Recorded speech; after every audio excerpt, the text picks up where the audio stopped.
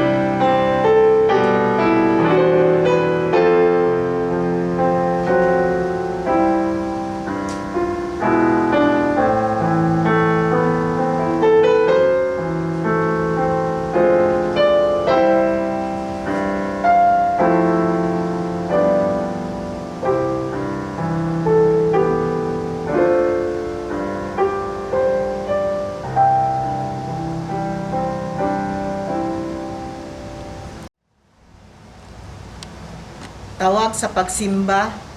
Niining unang Domingo sa pagkabanhaw, pasalamatan ta ang Dios sa gasa sa paglaom o kadaugan pinaagi sa pagkabanhaw ni Hesus gikan sa kamatayon. Pinangalan kayo si Ginoong Jesus, kaya mga pulong ngayong giingon. Ako mapagkabanhaw ang kinabuhi. Ang usali ka na bisan siya matay. Mabuhi siya. Dili ko kamo pagabiyaan na daw mga ilo. Ako mobalik ra kaninyo. Tungod kay ako buhi, kamo usab mabuhi. Ang akong timuha, ako makaila kaniya, ug sa gahom sa iyang pagkabanhaw, ug sa pagpaamig sa iyang mga kasakit, aron ako mahimong makabot ko ang pagkabanhaw, gikan sa mga patay.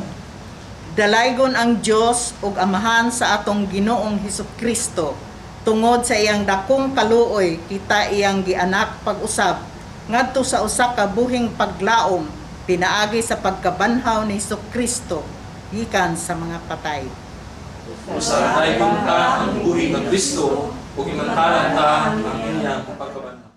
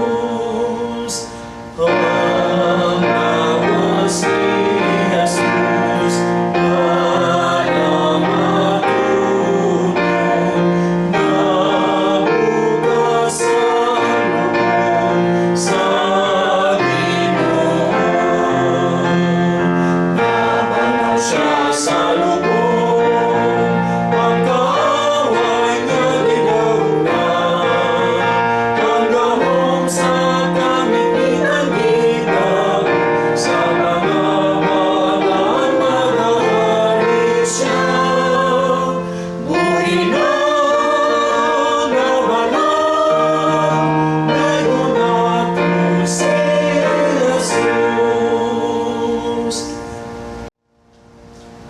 Magampo kita, dalaygon ka o Dios sa nga tanan, Ginoo og manluluwas sa among kinabuhi. Salamat sa higayon nga kami makasimba ug makadaig sa imong kaayo, sa espiritu ug kamatuoran. Andama ang imong katawhan sa pagpamati sa imong pulong.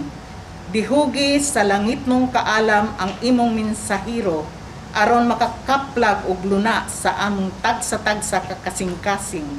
Salamat bisan pa sa kinabuhing madagayaon. Taliwala ni ini nga pandemya, ikaw gayud ang among taming ug dalangpanan sa tanang higayon ug walay nakulang. Puna kami sa imong grasya ug kaluoy sa ngalan ni Jesus. Amen.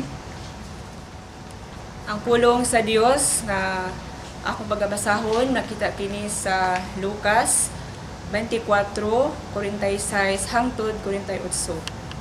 Ug miingon kanila, sa ingon niini naisulat nga ang Kristo kinahanglan gayud magaantos ug sa ikatulo ka adlaw mabanaw siya gikan sa mga patay. Ug nga sa iyang ngalan ang paghinulsol ug ang pagpasaylo sa mga sala kinahanglan igawali ngadto sa tanang kanasuran. Sugod sa Jerusalem, kamo mao ang mga saksi niining mga butanga. Ang Dios padayon nga magapanalangin sa pagbasa sa iyang mga pulong.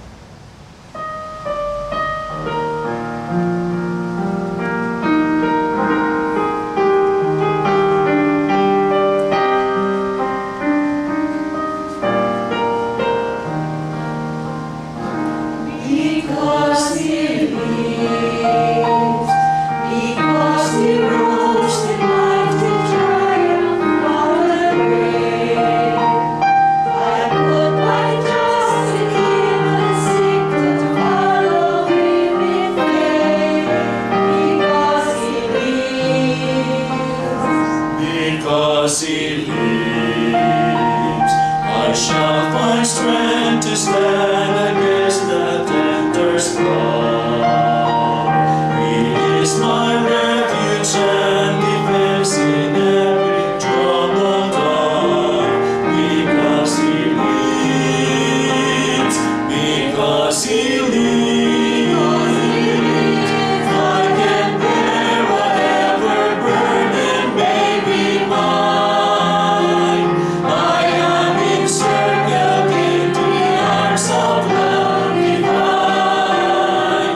Because he lives, because he lives, he will banish every shadow of my pain. Every sorrow will be swallowed up in me. For it is satisfying for the weary soul. This I know, because he lives.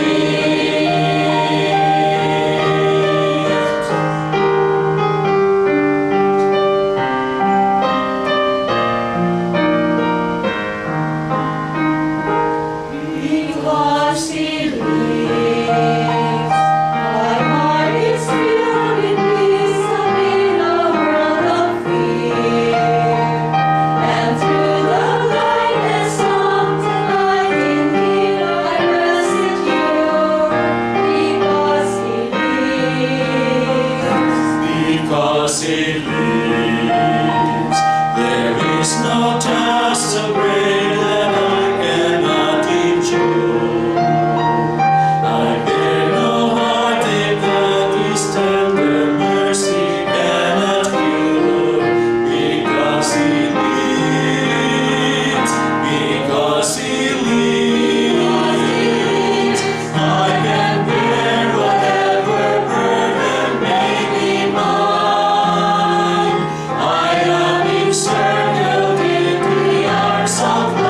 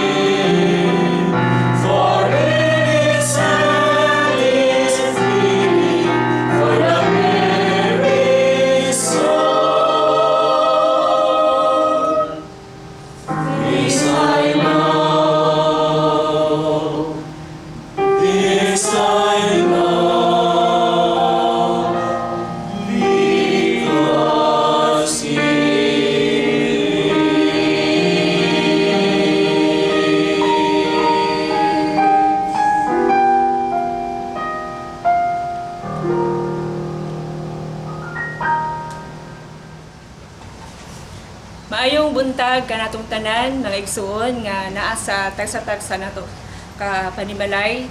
Dalaygon kay ang Dios sa iyang pagkamaayo.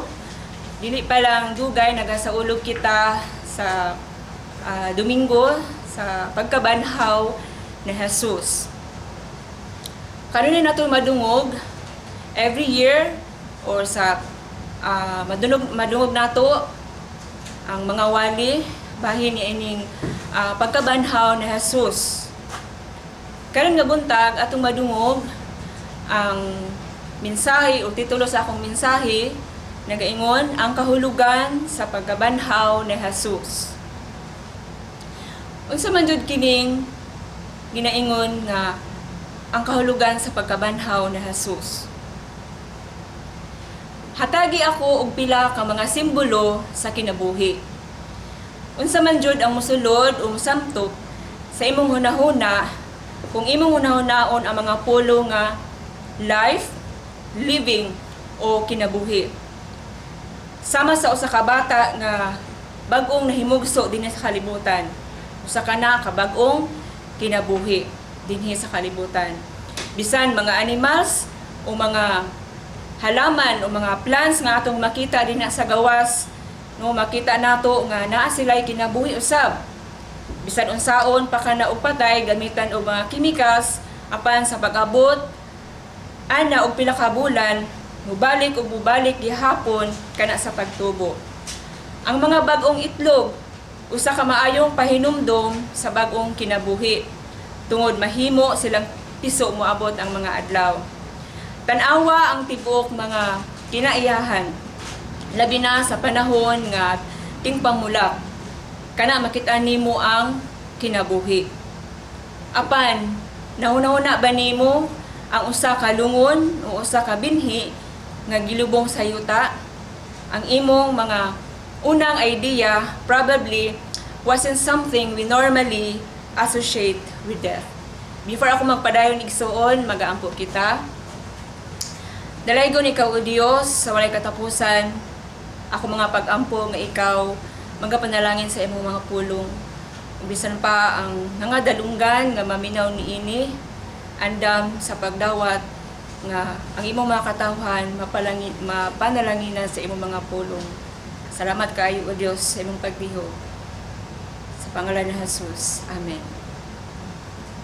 A short story follows this same logic. Adunay usa ka magtutudlo sa usa ka Christian school nga naghangyo sa mga bata nga mohimo usa ka buluhaton sa wala pa ang Domingo sa pagkabanhaw. Gisultihan niya iyahang mga estudyante nga maghimo or magkuhag usa ka plastic nga itlog nga Pasko sa pagkabanhaw og ibutang ang usa ka butang nga nagrepresentar sa kinabuhi. Unya ang usa ka batan-on nga dili husto ang pagsabot sa maong buluhaton, kanunay siyang napakyas o gibiyay siya sa iyahang mga classmate. Usay gayon nga nakabalik na ang mga bata gikan sa ilang mga pahulay sa katapusan sa semana, gihangyo sila sa magtutudlo nga magdan-on na nila ang katong mga itlog. Gisugdan niya ang pag-abli sa tagsa-tagsa kanila ug nakit-an ang balili, mga dahon ug bisan ang usa ka butterfly. Sa katapusan nakit-an niya nga adunay katapusang itlog nga gihatag kaniya sa gamayng bata nga lalaki. Giablihan niya kini ug wala siya'y nakit-an. Ang magtutudlo nagunahuna nga wala siya nakasabot sa assignment ug busa iyang giduol ang bata aron matabangan nga ipasabot kini kaniya pag-usab. Sa diha nga siya gipangutana kung wala siya makasabot, ang ubang mga bata sa likuran nangatawa. Ang bata miingon, ang lubnganan walay sulod, dili ba? You wouldn't normally associate the tomb, a casket, a funeral, or even the death of a seed with life. Christians or even non-Christians walk around with crosses hanging on their necks. Why a cross? Nganong cross man jud? nganong dili ang empty tomb hanging sa ilahang mga liog. Christians walk around wearing a symbol of death above their necks. Jesus died. Satan had gotten his way with Judas, Caiaphas, the high priest, and even with the life of Jesus. Satan enticed the mobs and the priests into such an evil action. Many who had hailed Jesus as a prophet and a king now mock him and laugh at him. They requested that he came down from the cross of his own power. Yet he hung on the cross and died. Death isn't a good thing, so why he do it? Death is a tool of Satan, and yet he succumbed to it. Why? Ato kanang mabasa diya sa Lucas 24:46-47. Thus it is written that the Christ would suffer and rise again from the dead the third day, and that repentance for forgiveness of sins would be proclaimed in His name. Karon nga kabuntagon, atong mabalaan o akong i-share ang 5 ka rason sa kahulugan sa pagkabanhaw ni Jesus. Gibuhat niya kini aron makabaton kita usa ka kinabuhi nga wala nato gidamgo. Gibuhat niya kini aron aduna kitay paglaom. Una, He rose to eliminate our sins. Nabanaw siya aron tangtangon o walaon ang atong mga sala. Praise God. Giingon diya sa Salmo 103 verse 12. Ingon sa pagkahalayo sa silangan, gikan sa kasadpan, sa maong nga gilayon, iyang gipahilayo kanato ang atong mga kalapasan. Hallelujah. Si Hesukristo mianhi, namatay ug nabuhi pag-usab tungod kay higugma kita niya nga igo aron nga luwason kita gikan sa atong mga kasalanan. Di ba sa atong panggobyerno, kung aduna kitay na nasupak nga balaod o nakasala kita, sa higayon nga ikaw nakadesisyon nga mulapas sa maong balaod, magatubang man gid kita og silot sa porma nga sa multa o sa pamaagi nga mabilanggo ikaw. Ang kalapasan nagpasabot nga migawas ka sa maong balaod. Sa parihas nga paagi tungod kay kitang tanan adunay mga kapakyasan pinauyon sa balaod sa Dios. Magatubang gayud kita sa paghukom sa atubangan sa Dios. Nakasala kita sa balaod sa Dios og nakita nga nahimulag gikan kaniya. Apan dinhi nagsugod ang pagkabanhaw ni Kristo. Tungod kay nahimulag kita gikan sa Dios sa atong pagkapakyas sa pagsunod sa iyang balaod, gipili ni Jesus nga taytayan ang kana nga kalang pinaagi sa paghimo ug usa ka paagi aron mawala ang atong kasalanan. Ang sala nanginahanglan og kamatayon ug busa si Kristo nagpakamatay alang kanatong tanan. Bisan kinsa nga mahimong mamatay, bisan pa unsa ang hinungdan kung namatay si Kristo. Nabanaw siya aron pamatud-an ang iyang kaugalingon nga hingpit ug walay sala. Nabanaw siya aron pamatud-an nga siya ang Dios ug dili mapunggan ang kamatayon. Nabanaw siya og gibuntog ang kamatayon ug sala. Gibuntog niya ang sala pinaagi kang Hesukristo. Karon igsuon kung maghinulsol kita, si Jesus matinud-anon nga mopasaylo sa atong mga kasalanan ug isalikway kini kutob sa mahimo gikan nato. Kung maghinulsol kita, mutalikod kita gikan sa atong mga sala ug magsugod sa paglakaw padulong sa pagkabalaan ug kaputli. Gisalikway na nato ang mga mithi ug opinyon sa kalibutan ug gidawat nga ang balaod ug mga lagda sa Dios. Gidawat nato si Kristo nabanhaw gikan sa lubnganan aron mapasaylo ang atong mga kasalanan. Ikaduha, he rose to remove your old selfish ways. No? Nabanhaw siya aron kuhaon ang atong daang mga hinakog nga kinaiya. Ang daan nga mga dili kahimutan sa Dios nga mga gibuhat at ubangan sa Ginoo. 2 Corinthians 5:17 to 19 nagaingon, busa kun ang tao ana-ana kang Kristo, siya bagong binuhat, bagunang binuhat. Ang daan nga mga butang nangagi na, tan-awa ang bagong mga butang nahiabot na. Si Kristo nabanhaw aron tantangon ang daang mga paagi sa pagbuhat sa mga butang nga dili makapahimuot sa Dios sa iyang atubangan. Ug hatagan kita usa ka butang nga labi pang hinungdan. Ang atong mga pagkapakyas nakadaot kini sa atong kalag hangtod sa kamatayon. Namatay ang atong mga kalag hangtod nga gibag-o na kita ni Kristo. Bisan kinsa ang magpili sa pagsunod kang Kristo, nahimo ng usa ka bag-ong tawo. Kana nagpasabot nga ang matag Kristiyano dili na magkinabuhi pinaagi sa kanhing mga kinaiya nga kaniadto ilang gikinabuhi. Kung nahimo na kita nga iya sa Dios, natapos na ang daang kinabuhi. Gibag-o niya ang tanan. Sama ra kini nga kung magtukod ka og balay, bagong balay, musugod ka sa sinugdanan. Ang gusto sa Ginoo nga hatagan nato siya og lugar, luna ug sa pagtugot sa pagtukod sa bag-ong kinabuhi kauban niya. Nabanhaw sa Jesus gikan sa lubnganan aron mahiangay kita sa Dios. Ang paagi ra nga mahimo sa usa ka tawo nga mahiuyon sa pagkabalaan ug pagkaputli sa Dios. Ang pagkahimog usa ka bag-ong binuhat tungod kay ang daan nga lawas na daot na. Ug tungod ni ana ang iyang pagkabanhaw maoy mutangtang sa daan natong hinakog nga pamaagi sa pagkinabuhi. Ikatulo nga rason, he rose so that you would be accepted.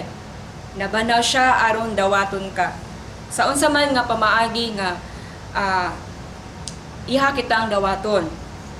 Dawaton ka isip usa ka membro diya sa iglesia. Iglesia katong mga katawhan nga iya na sa Dios. Ang iglesia nagsugod sa pagtigom sa paghuman sa adlaw sa Pentecostes, 50 ka adlaw pagkahuman sa Paskwa. Ang mga tawo nga nituo kang Hesukristo nagsugod sa pagtigom o pagsimba. Dili lamang nga sila ipasig-uli sa Dios apan nakit-an usab nila ang pakig-ambitay sa usab. Ang ilang kasalanan wala magpugong kanila gikan sa pagdawat sa Dios. Ang ilang mga kasarian, kolor sa panit, nasod nga natawhan ug uban sa daghang uban pang mga isyu wala igsalikway sa ngalan ni Kristo. Nakita nila ang pagdawat sa presensya sa uban nga nagtawag sa ilang kaugalingon nga mga Kristiyano. Ang Dios dili gayud motugot nga mubalik ka sa daan nga kinabuhi. Wala niya hunaw-naa kon perfecto ka, apan gidawat niya kita kung unsa kita ug itabangan kita nga mabag-o gikan sa pinakasuluran sa atong kasing-kasing. Si Hesukristo namatay ug nabanhaw aron maghatag paagi aron kita madawat sa Dios ug tungod niini mahimo kita nga adunay labi pang suod nga pakig-uban diha sa pamilya sa Dios. Ikaupat nga rason, he rose to satisfy God's justice and wrath. Nabanhaw siya aron matagaan og hustisya ang kasuko sa Dios. Atong mabasa diya sa Roma 5:9 nagaingon, ug kay namatarong naman kita karon pinaagi sa iyang dugo, labi pang luwason kita pinaagi kaniya gikan sa kapungod sa Dios. Sa pagkamatuod, hibalaan nato nga ang labaw sa kinaiyahan nga gugma sa Dios, labaw pa sa atong pagsabot, sama sa gipakita sa pagpadala sa Dios sa iyang bugtong anak sa kalibutan aron mahimo nga sakripisyo alang sa atong mga kasalanan. Ang iyahang pagkamatay, paglubong, pagkabanhaw ni Kristo, dili lamang nakasiguro sa atong pagkamatarong pinaagi sa pagtuo, apan kini nagpasalig usab kanato nga kita maluwas gikan sa bisan unsang umaabot nga kapungot sa Dios. Ang iyang kamatayon mao ang paagi nga gipahayag kita nga matarong sa pananaw sa Dios ug sa iyang kinabuhi. Gigarantihan niya nga ang atong kinabuhi diha kaniya mahangturon ug kini kitang paagi sa grasya pinaagi sa pagsalig diha kang Kristo. Sa usa ka komersyal nga matangbahin sa usa ka lalaki nga namatay ug moadto na sa paghukom, no? Gisugdan niya kini sa pakigsulti sa anghel nga nangutana kaniya nga mao kini. Pila ka punto ba ang akong kinahanglan aron makaadto ako og langit? Unya ang anghel nag-ingon, 1,000 ka puntos. Sige, usa ako ka doktor. No? Ilado ako nga doktor, daghang kinabuhi nga akong naluwas. Ang anghel dayon miingon, maayo, tulo ka na ka puntos. Maayo ako nga amahan sa akong mga anak. Pila ka mga puntos ang makuha ni adto kanako? Maayo, duha ka na ka puntos. Daghan ako og naluwas nga mga tao gikan sa nagdilaab nga mga building. Kinahanglan pila man ang puntos ni ana.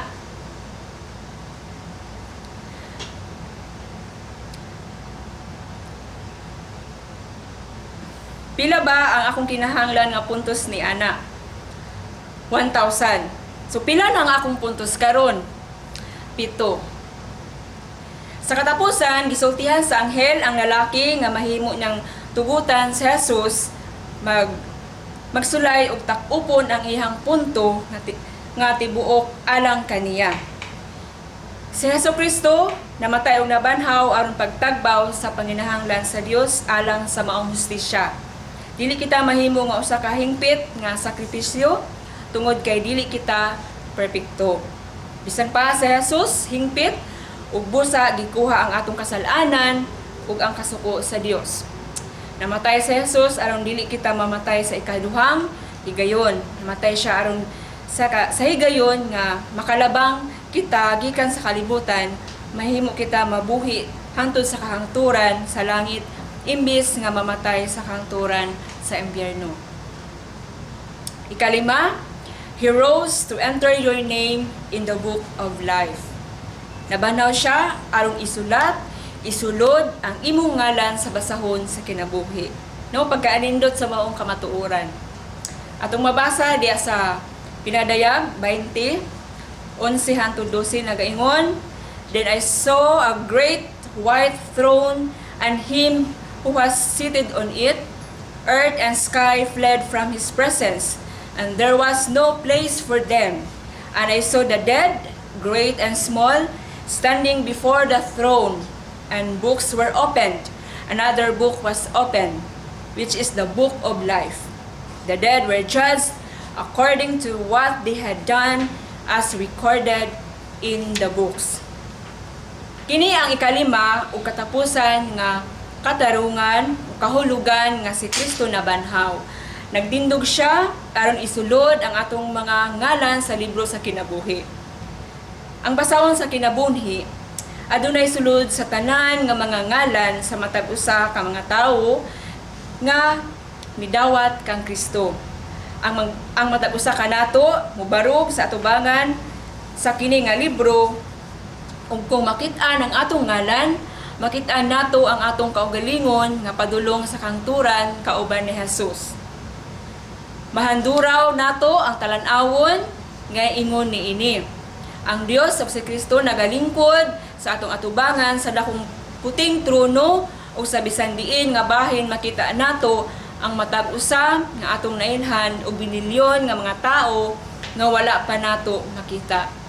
Ang mga anghel nga nagdala sa daghang lain-laing mga libro nga adunay sulod sa mga record sa atong kasalanan ug sa balaod sa Dios nga nagsulti kung giunsa kita napakyas makigsulti sa matag usa kanato.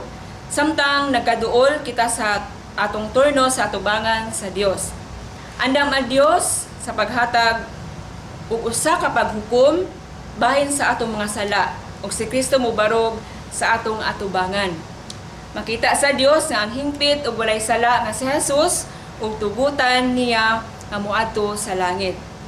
Igsuon, usa ka mahinungdanong butang nga atong buhaton ang paghinulsol sa atong mga kasalanan ug imong tugutan nga si Jesus nga maoy magpuyo sa imong kasing-kasing kay ang tanan nga kasalanan nga atong nahimo pagpalaon pinaagi sa iyang hamili nga dugo ug maangkon nato ang atong puy-anan diha sa gingharian sa Dios. Ang pagkabanhaw mao ang madaugon ug mahimayaon nga kadaugan alang kanatong magtotoo diha kang Kristo. Si Jesus nabanhaw gikan sa mga patay, 3 ka adlaw human siya gilansang sa krus. Busa mga igsoon, dili nato kalimtan ang mga mahinungdanong rason diha sa iyang pagkabanhaw. Nga namatay siya ug nabanhaw aron luwason kitang tanan. Siya nabanhaw aron mawala ang atong mga kasalanan. Tangtangon ang atong mga daang pamaagi ug dawaton kita sa iyang presensya. Hinumdumi nga dunay lubnganan nga nagdala og bag-ong kinabuhi. Kini ang walay sulod nga lubnganan ni Jesus. Nabanhaw gikan sa mga matay. Busa mga igsuon, magadayi kita ug mapasalamaton kita sa iyang pagkabanhaw ug nga diha kaniya kita makabaton og kinabuhing dayon. Dalaygon ang Dios. Hallelujah. Ingon nga mga katawhan nga nagtuo, nagbarog diha sa pagkabanhaw ni Ginoong Kristo, muduol kita sa iyang presensya uban ang pagpasalamat ug dalo nato ang atong mga pagampo. Salamat Ginoo sa mensahe nga among nadungog mahitungod sa kahulugan sa pagkabanhaw. Nataliwala sa among pagkamasalaypon, sa among pagkamakasasala. Ang usa sa mga rason kung anong magpasalamat kami sa pagkabanhaw tungod kay imong giluwas kami sa among mga kasalanan. Salamat Lord nga ang kamatayon ni Jesus ug ang iyang pagkabanhaw naghatag og hingpit nga kadaugan alang kanamo. Ug ang imong pagkabanhaw usab naghatag og paglaom na bisan unsa pakalisod ang panahon nga among giatubang naa kami paglaom Lord kay ikaw uban namo sa bisan unsa nga kahimtang sa kinabuhi. Busa Ginoo among gidala ang among mga pagampo ingon nga imong mga katawhan katong nagatubang og mga problema, mga bugat nga mga suliran sa kinabuhi. Hatagi sila sa paglaom o hatagi solusyon unsa man ang ilang mga suliran Ginoo. Ang anaa sa balatian ayuha sila. Ang nawad-an og paglaom dasiga sila Ginoo. Ang anaa sa kalisdanan lig-una ang ilang pagtuo pagsalig nganha kanimo. Ang matag panimalay panalangin ni Ginoo, ang matag iglesia ug bisan pa ang among komunidad, ang among syudad sa Davao, ang pulo sa Mindanao ug ang tibok nasod nga Pilipinas, gidala namo sa pagampo nga kanimo Ginoo. We pray for your divine intervention, Lord, especially during this pandemic time. Not only for our country, but for the whole world also, na masinati sa tibok kalibutan ang imong divine intervention, Lord, nga maundang nung ning COVID-19 pandemic. We pray, Lord, alang sa tanan nga mga frontliners, nga imo silang hatagan og kusog, bag-uhon nimo ang ilang kusog, Lord, panahon nga moabot ang kaluyahon nila Ginoo. Ug salamat nga sa mga nang-infected sa COVID-19 virus, imo silang ipasinati sa imong healing grace and mercy. Apila mo sa pagampo ang among mga mahal sa kinabuhi na uyog namo labi na katong tuas sa layo na sa gawas sa nasod. Ikaw Ginoo magapanalangin ug magatipig sa ilang mga kinabuhi sama sa imong pagtipig sa matag usa kanamo. Dunggaw panimati ang among mga pag-ampo Ginoo. Ug salamat sa buhing paglaom nga imong gihatag kanamo pinaagi sa pagkabanhaw ni Kristo Jesus. Amen.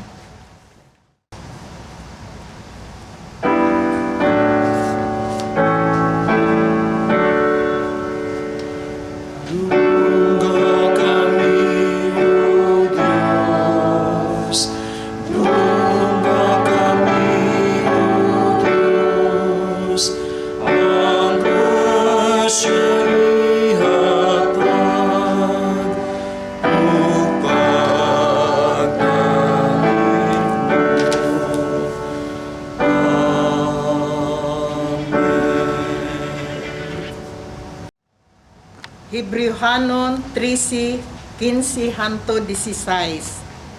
Busa himuon ta kanunay ang halad ngadto sa Dios pinaagi kang Hesus. Mao kini ang halad sa pagdaig gikan sa mga ngabil nga nagsugid sa iyang ngalan.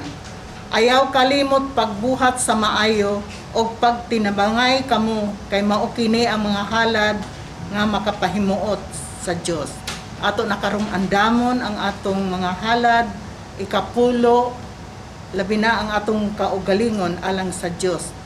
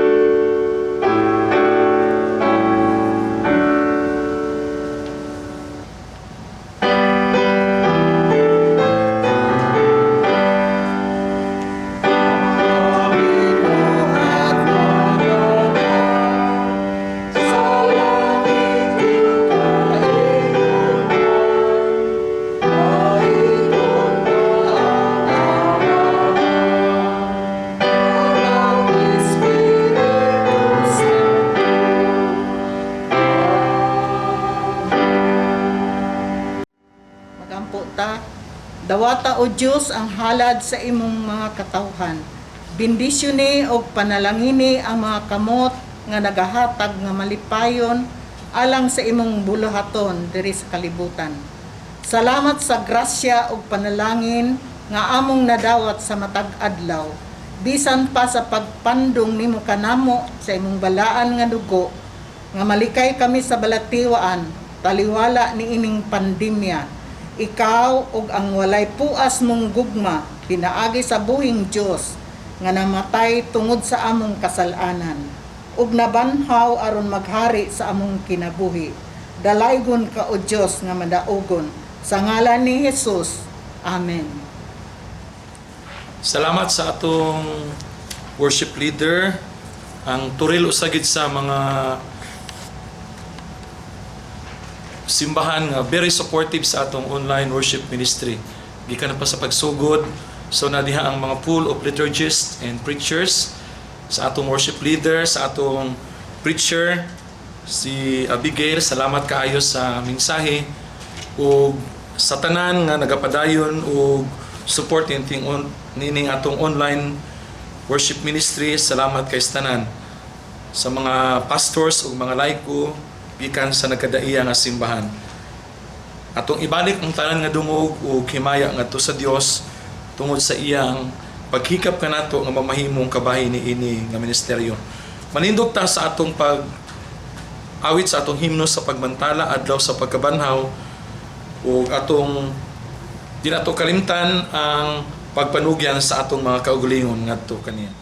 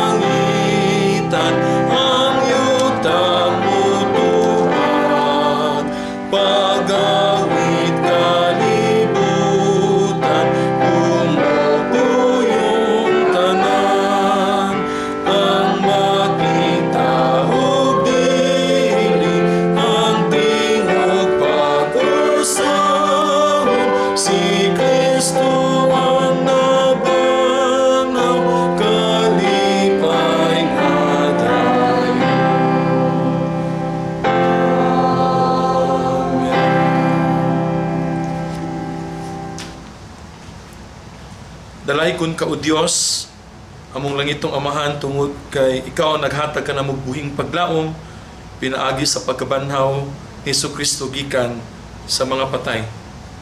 Ug ang iyang pagkabanhaw, Lord, padayon among imantala ug nasayod kami nga siya buhi tungod kay aniya siya sa among tagsa-tagsa ka mga kinabuhi ug kasing-kasing nagalig-on, naghatag og paglaom. Panalangin ang imong mga katawhan na nagasimba kanimo diha sa ilang tagsa-tagsa ka mga Pinoy-anan sa ilang trabahoan kung asa man sila karon, Lord. Ug salamat Ginoo nang imong buhing presensya kanunay magauban kanamo. Itugyan namo ang tanan nga kanimo uban ang pagpasalamat pinaagi kang Kristo Jesus nga among Ginoo higala ug manuluwas. Panalanginan og bantayan kamo sa Ginoo, magmaluluyon siya kaninyo, katagan kamo niya kalinaw sa ngalan sa Amahan, sa Anak ug sa Espiritu Santo.